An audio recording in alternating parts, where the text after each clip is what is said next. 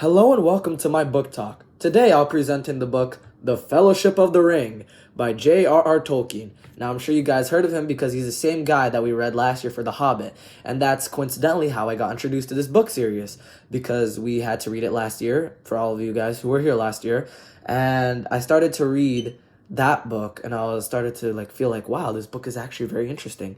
So I started to like that book. And so after that I wanted to collect these ones, which are the original ones of the trilogy. So this is a fantasy book, and this is like the godfather of all fantasy books. So if you guys know Game of Thrones, A Song of Fire and Ice by George R. R. Martin, this is who he got inspired by, and so many other fantasy novels. Like him and C.S. Lewis, who made Narnia, they were close. So this, off the bat, is a really good book. There are so many good qualities to Tolkien's prose. He just writes eloquently with his description. He just describes and builds a world that you feel immersed in. And the characters too. Every one of them is not just a nameless throwaway. They actually have a purpose to the story. And the action, if you guys remember the action from The Hobbit, then this book, it brings better action. Especially with the other two in the series. This book is just really good because the amount of detail and the amount of love that Tolkien put into this story is amazing. And that's just the first two chapters where he starts building the world. As the story goes on, it just delves into more characters, more settings and themes that set up action, adventure, plot twists, and you'll see when I explain the story how much detail and how good it is with just Tolkien's writing, because he's a masterpiece when it comes to this. If you guys like to have a thought-provoking story that captures your mind and forces you to think outside of what you know, then this book is good.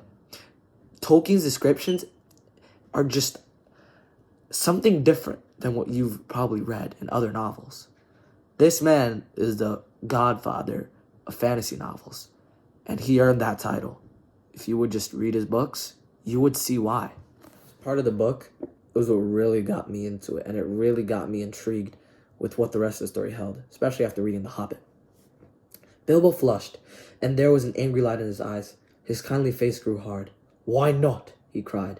"And what business is it of yours, anyway, to know what I do with my own things? It is my own. I found it. It came to me." "Yes, yes," said Gandalf. "There is no need to get angry." "If I am, it is your fault," said Bilbo. "It is mine, I tell you, my own, my precious." "Yes, my precious." The wizard's face remained grave and attentive, and only a flicker in his deep eyes showed that he was startled and indeed alarmed. "It has been called that before," he said, "but not by you." "But I say it now, and why not? Even if Gollum said the same once, it's not his now, but mine, and I shall keep it, I say." Gandalf stood up. He spoke sternly. "You will be a fool if you do, Bilbo," he said. "You make that clear with every word you say. It has got far too much hold on you. Let it go, so that you can go yourself and be free." Really sets up the questions. What's up with Bilbo? What's up with the ring?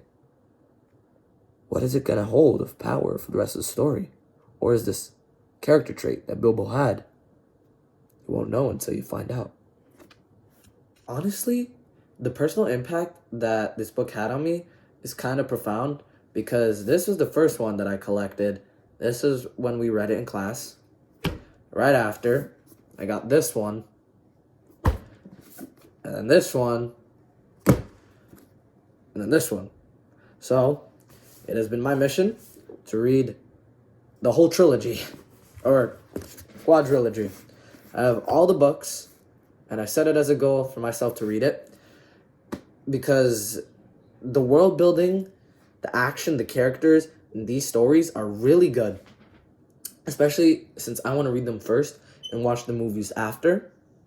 So I think that this is like a good place for people who like fantasy, who like action, who like descriptive storytelling, and who like to be provoked with their thoughts and how they perceive certain characters and certain things.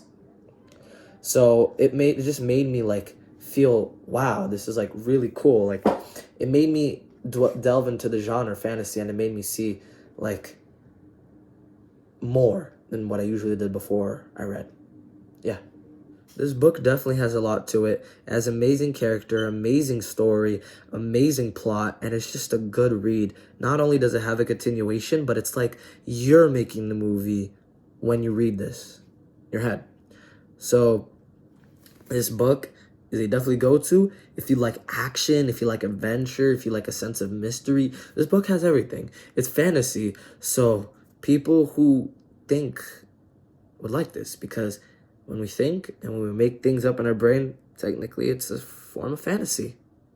People who like The Hobbit, reading it or watching it, because I know there are probably some people who have seen the movie, they're going to really like this book because it's the original one. It's a continuation. Definitely give it a try. Don't knock it till you try it. And that's it. That's my book talk for this amazing book. Thank you for tuning in.